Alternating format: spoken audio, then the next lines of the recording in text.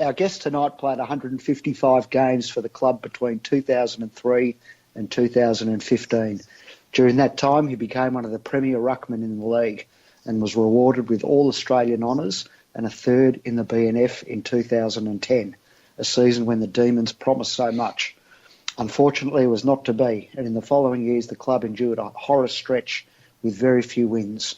After finishing up at the MFC in 2015, he returned for one final fling with the Bombers, playing 5 more games with that club before pulling up stumps.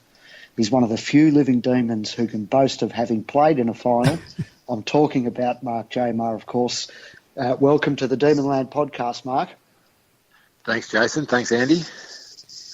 How are you enjoying life after footy? I said to one of my mates, 𝗟𝗶𝘀𝘁𝗁 last night, who I play with at 𝗟𝗶𝘀𝘁𝗁, he said, "How's your first year out?" And I said, "I've actually loved it. Obviously we miss footy and we love playing with the boys and, you're around 42 of your best mates every day. But, when that time comes to an end and the pressures of footy are over, you got things to look forward to, like more time with your family, your business interests, and maybe some leisure activities you probably don't get to do while you are playing." So I've definitely enjoyed it. I do miss it, but definitely enjoyed it nonetheless. So, Mark, you mentioned you're playing with St Kevin's in the amateurs. Are you enjoying that? And how much fun is it to be playing without the pressure and scrutiny that comes, with playing in the AFL? Yeah, I'm really enjoying it. Obviously, the amateurs is a quality competition and obviously you don't get paid, so there's no pressure that you mentioned. So we're really lucky that we get to turn up to training and games for fun. Of course, our coach Shannon Grant's still very demanding on us, but I think we've got a real good core group of young kids from the college that are now, 19, 20, 21 years old that are starting to blossom, along with a few old heads, 4 or 5 of us ex-AFL guys, which are there just, to provide leadership and pretty much, get the boys up and about. And we've been lucky enough to be probably going to finish on top of the ladder this season. So looking forward to playing finals, which, as you mentioned, I've only played in 2 AFL finals. So it's pretty exciting to be coming up finals this season. Yeah, good luck for it. You're a standout performer at the 2001 Under-18 Champs and selected in the All-Australian team, yet you were overlooked at that year's draft. How disappointing was that? And what were you expecting going into draft day? Had you been contacted by clubs, leading in the lead-up? Yeah, obviously went to draft camp that year and met with probably 3 or 4 clubs. And when the draft day came around, I was very disappointed. Obviously, had a manager and everything at the time, and being the only South Australian in the All-Australian team and playing senior footy for North Adelaide all of that season, I thought, well, surely I'm a good chance to go first round, if not, in the top 22 of the country, considering the All-Australian honours. But, I think when footy finished that year and I was at school, still eating donuts, pies, Coca-Cola, I got fat. And, I think I turned a lot of clubs off. I was 105 kilos as an 18-year-old at draft camp. Nowadays, the young ruckmen that are 198 plus, they're rocking up sort of 96, 97 kilos. So, you can imagine as an 18-year-old rocking up at 105, I probably didn't set a very good standard. But that's probably just a lack of education that I had at the time. I mean, I was a country boy. I'd played 1 year of under-17s at North Adelaide and then went to year 12 in Adelaide and played seniors. So I was in none of the elite sort of underage competitions or anything like that. So my education in terms of diet and all that sort of stuff was pretty limited. So I've only got myself to blame, but that's probably why I never got drafted. Yep. So you were picked up by the D's in the rookie draft. What were your expectations at the time? Did you think you'd ever get a chance to play in the big league and be elevated to the senior list? Yeah, I think from memory, I wasn't going to come to Melbourne. I was just going to stay in Adelaide and play another year in Central because, for whatever reason, that was just what I was considering. And Neil Danaher rang me, I think a few days later, and said, "Mate, Darren Jolly's got his sister's wedding when the NAB Cup's on." Or I forget what cup it was back then, probably the Wizard Cup, something like that. And he goes, "We're going to Cairns and we're going to play against Brisbane. And I don't have another ruckman apart from Jeff." So he goes, I need you to play. You've got to come across and you're going to play in the Wizard Cup. So that sort of twisted my arm a little bit. And I thought, you know what, stuff it. I've got to give it a go. So that's how that sort of all unfolded. And I think from memory, I was pretty competitive in the ruck that night, my first hit out in the Wizard Cup. But, still had a long way to go before I was ever going to get a senior game, which ended up happening the year after that. You played second fiddle, as all young ruckmen do, to Jeff White and Paul Johnson for a while.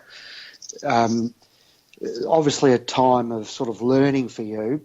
How frustrating, though, is it to be in that role, and how important is it to take the opportunities when they do come your way at that stage?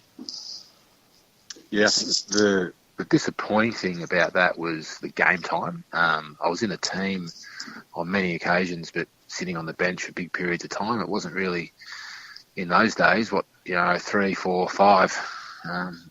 There wasn't as much reliance on spreading the load with the rotations. So I think my first game, I had 18 minutes game time. That's not even a quarter. So those that was probably the frustrating part, because no one develops their game on the bench. You're probably better off in the VFL getting full games and getting some continuity. But, obviously back then you had your main ruckman and then your second ruckman. And I guess for whatever reason, Neil chose to play me on the bench. It probably wasn't quite good enough to hold a spot down forward at the time. And that's probably what slowed my development in a way, as well as body and, skills. I was never a good kick when I was young, so there was all those factors that contributed to it.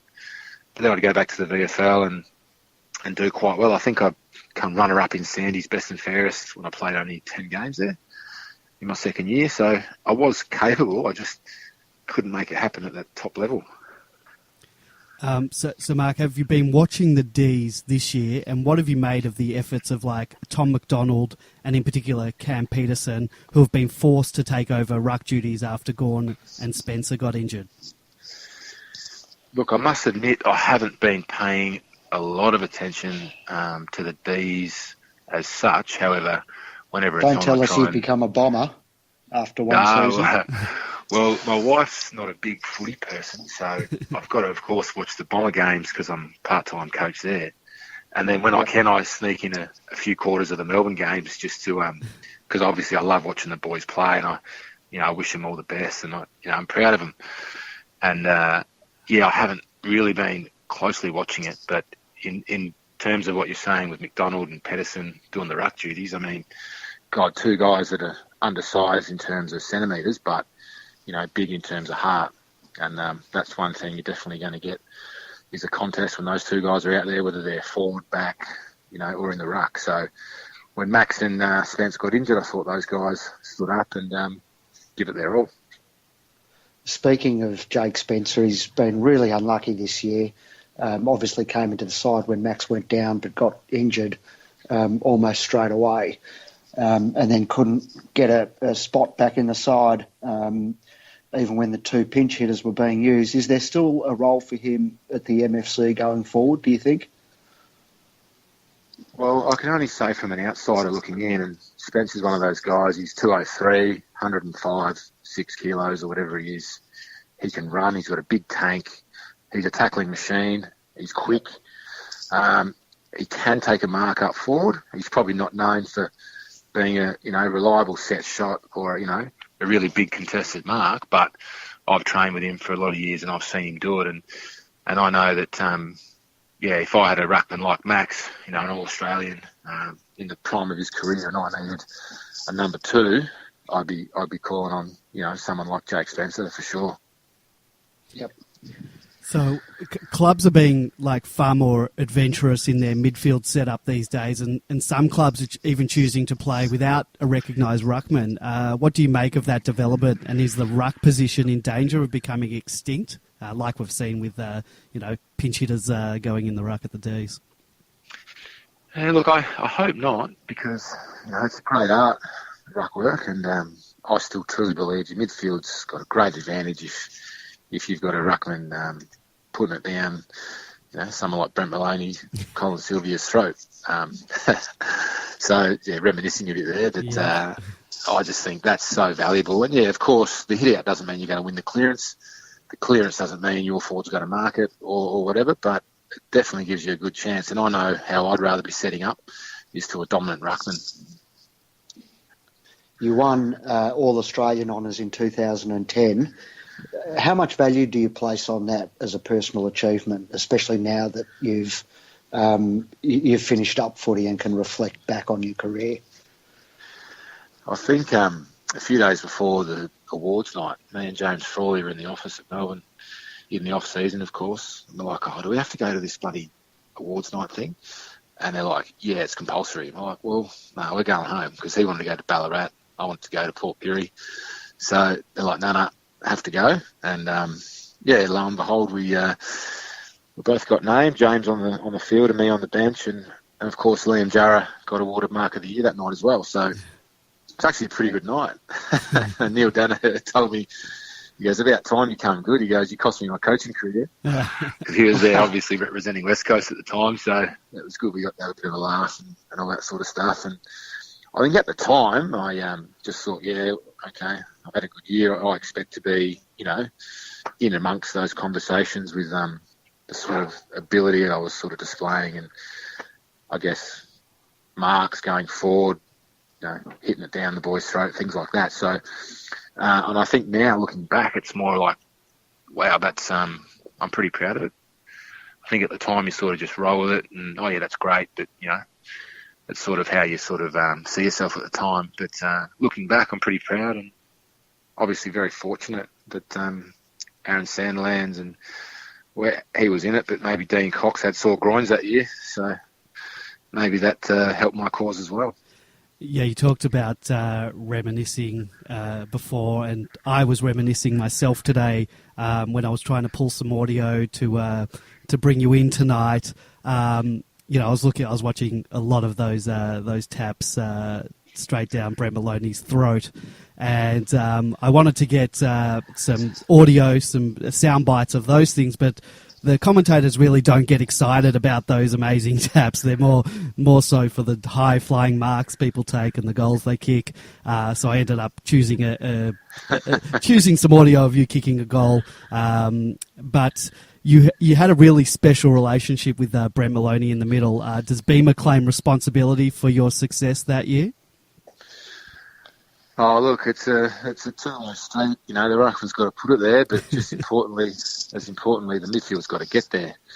I mean, these guys have got, elites like, your Pendleburys and whoever else trying to stop them getting to the hit zone, which, it's not easy, especially when they know who it's going to. But that's when, Brett and I lived together for a number of years. We were best mates, had a lot in common. We really it was probably a bit longer than the sort of 2010, 2011 when it probably sort of started to come to fruition. We're actually working together since, 2004 or 5, when he first came to the club. So it probably took a while to perfect, but we got there in the end. And I said to him the other night, because he was at my place last week for a barbie, and I just said, a lot of times he wasn't even the hit to, but he just ended up with the footy because of his ability to read where it was going, or, maybe just get there to support his teammate who was a hit to and it bounced the wrong way and he was able to come up with it. So I think, he was obviously a very special talent and one of the best clearance players in the comp, if not the best at the time. So, it was very lucky for me to have someone reliable like him. And I think it was very lucky for him as well to have someone who sort of hit their peak at that time, which was good for him. Yep, plenty of clearances, that's for sure, from the two of you. The 2010 season was a bit of a topsy-turvy one. We had some really memorable wins, but also some pretty significant defeats. The general belief, though, in the footy world was that we were on the cusp of finals and a good era. What went wrong in your eyes? Well, probably can't say too much about what I actually feel. But all I'll say is Dean Bailey was on the right track, and the belief was there with 90% of the boys. The other 10% might be the ones that were out of favour and not getting a game or weren't towing the line or whatever. But I don't think we were far off. I think the ball movement, style of play was very attacking, and we were able to score very quickly. We probably weren't the most defensively minded, and that part of the game did need work. But, that could have been a flow on, the years after that to sort of perfect that.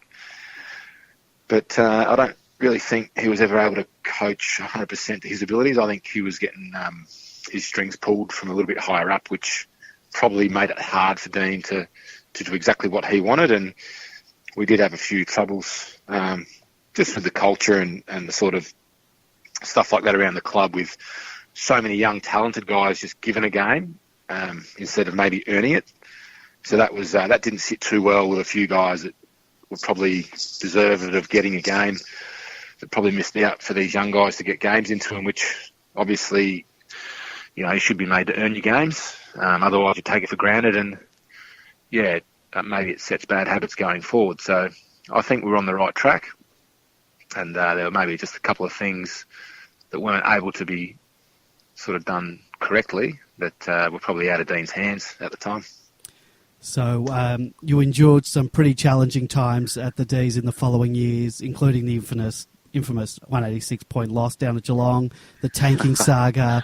What was the mood and the environment at the club like during those times, and how hard was it to keep your spirits up when you were on the receiving end of thrashings on an almost weekly basis?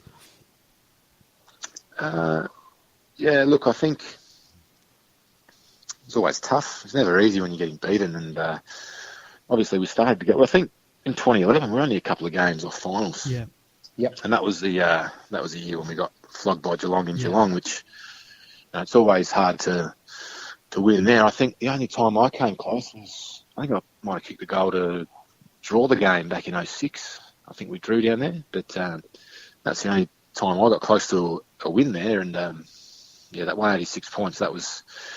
No one really saw it coming. I know there was a bit going on behind the scenes that week leading into it, which not everyone was privy to, but a few were, and that may have disrupted things, and things went the way they did. And then obviously Dean got sacked, the next day, I think, which was unfair and unfortunate, but that's the way it went. And I'm pretty disappointed with all that. Obviously, no one likes to lose, let alone lose by that much and be really uncompetitive, which we were. We were shocking. I think the only thing we won that day was the hit-outs. But we definitely copped some beatings 2012, 2013, and we've seen another coach get let go, and then obviously 𝗍𝗲 came in and steadied the ship of late, and now under Simon the team's really thriving. You've played more games than anyone else in the number 40 jumper. Didn't you ever want to trade down at some stage to, a lower locker? Once you're established in the ones? I thought about it when Benny Holland was getting close to retiring. I thought, maybe when Benny goes, I might take the number 4. Yeah. But then, of course, that went to Jack Watts. And I thought, well, actually, no one's played 100 games in the number 40. I may as well be at least the longest or the highest amount of games in the number 40, and then 100 come, 150 come, and now looking back, I think, because back then we all had the names on the locker if you'd only played 100 games or more. Okay, yep. And there was nothing from 30-something onwards. So I was like, I could get my name on the locker here. And then we moved to Amy Park, and the lockers had the name of every player who ever wore that number. Oh. All that good work for nothing. I know. Talk about being let down, but that's a good initiative anyway in itself. So it was. I'm sort of proud of that as well in a way. That I don't think anyone wore it the year after I finished, and then obviously it's being worn again now. So yeah, that's footy, and I guess I'm pretty fortunate to have played that many games for the club I love. And I think you're still in the number 40 Guernsey, is that correct, at St Kevin's? Yeah, that's right. Chose to have the number 40 this year again, so yeah, it just feels like my number, and yeah, I don't know whether that's a bit silly or whatever, but yeah, that's what I wanted, and that's what I got. Yeah. Where does the nickname Russian come from? Okay, so I'm not any part Russian whatsoever. My dad's Dutch and my mum's Italian, so I'm a bit of a Euro. But I think first week at the club, they were sort of boys were chatting about Bizzle the Frenchman and Nietzsche and Schwartz the Germans, and then I think Craig Ellis at the time goes, and the big Russian, big Ivan Drago, the Russian, because I think I had the short back and sides and the sort of flat top haircut. Yeah. And they sort of likened me to the character of Ivan Drago out of Rocky. So that's where that came from. And with all good nicknames, if you hate them and you ask politely not to be called them, they stick. Yeah. So yeah, got stuck with it, and I absolutely love it. No one calls me Mark. It's either Rush or Russian or Rushki or whatever they want to call me. Even get jars from time to time. So yeah, it is a nickname that I've grown fond of, and yeah. So Mark, you were at the D's for 12 years, and you were rewarded with a life membership. How much value does something like that hold for you when you look back and reflect on your career? I mean, it's awesome. Never did I thought when I left, my hometown and moving to a big city in Melbourne, going to play with the oldest club in the country, MCG, MCC, all these things. Never did I think that, I'd achieve life membership. Yeah, I think it's great, and I was very honoured to be awarded that night. I took my wife along to the function with me and all those sort of things, and yeah, I'm pretty honoured, and yeah, very lucky. We've been lucky to have you on the show, and you've been very generous with your time. We've just got two more questions for you. You played last year at Essendon in a team setup that was basically unprecedented, probably in the history of the game, perhaps outside of the years after the wars. But was that just a case of you wanting to play on and thinking you still had more to give?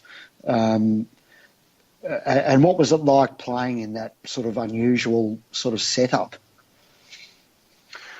Well, to take you back a few months prior to that, at the end of the 2015 season, the manager said, the club's keen to extend.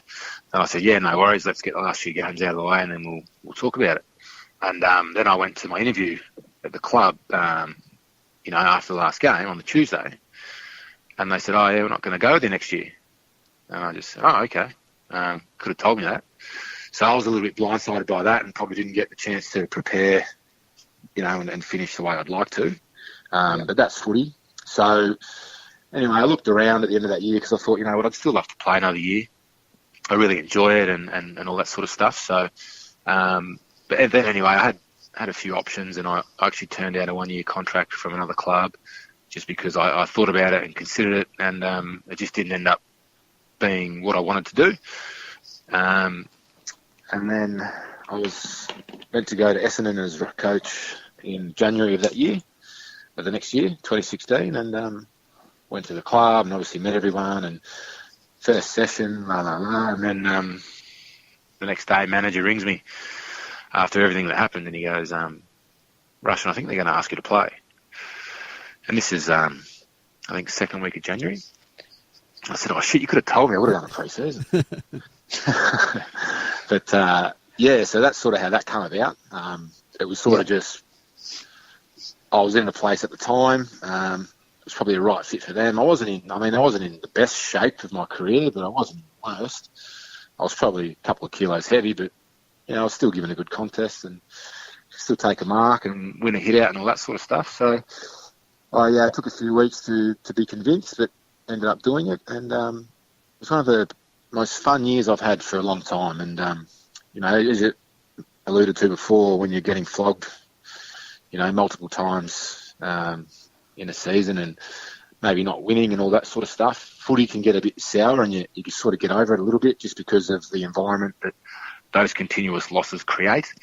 But then to go somewhere that really there was no expectation, no pressure.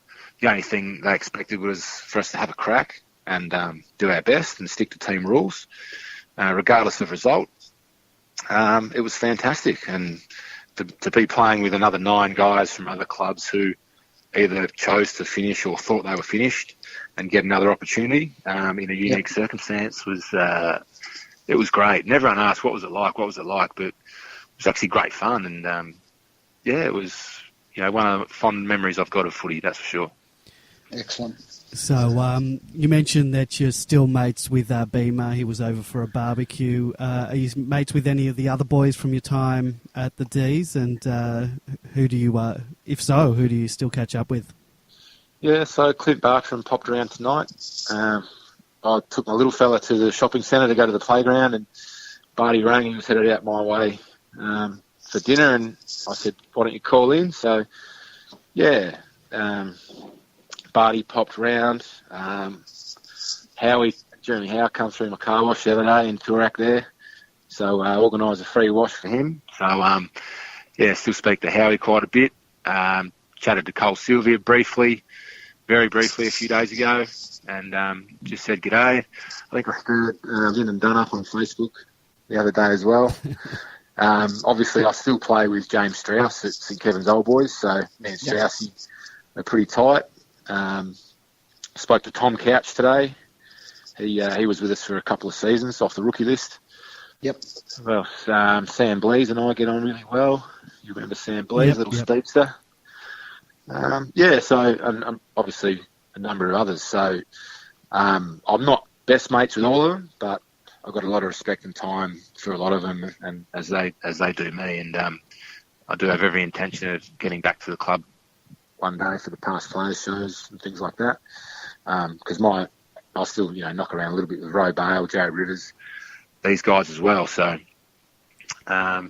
it's a great thing, footy. It brings people together and you make a lot of friendships for life, and you don't live in each other's pockets when you finish because you all go your own way and you have families and career and all that sort of thing. But it's definitely a good thing, and I think to keep those relationships alive is very important.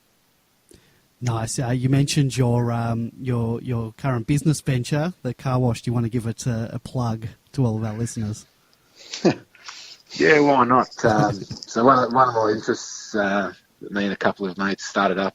It's called Pearl Hand Car Wash. It's in Toorak above the Woolworths in the 𝗏 Centre.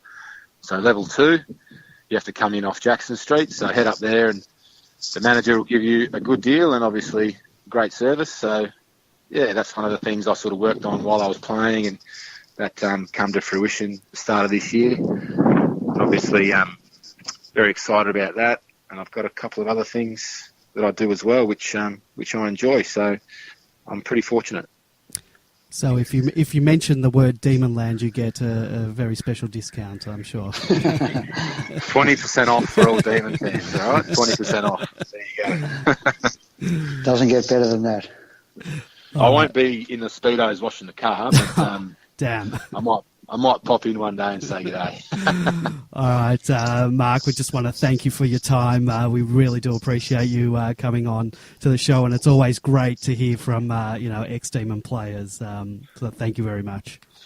We have to mention James McDonald and Nathan Brown, who are coaching in the Ammos as well. So I actually bumped into Nathan today in the city very briefly. So they're two really good guys, and got a lot of respect for those two and a lot of time for them. So it's good to actually rub shoulders with those when we play against them in the Ammos and talk about old times. It's great. We've spoken to like Robbo and Jeff White on this show, and every time we speak to them just before the show, I always have a look at some old footage on YouTube, and it's great seeing all the old guys play. We really had some special players over the years, and James McDonald, he's one of them. Definitely, 100%. All right, so thank you very much, Mark, for joining us tonight. As I said, thanks for having me, guys. I really appreciate it. All right, not a problem. Good on you. Cheers. Cheers. Thanks. Thanks, Mark.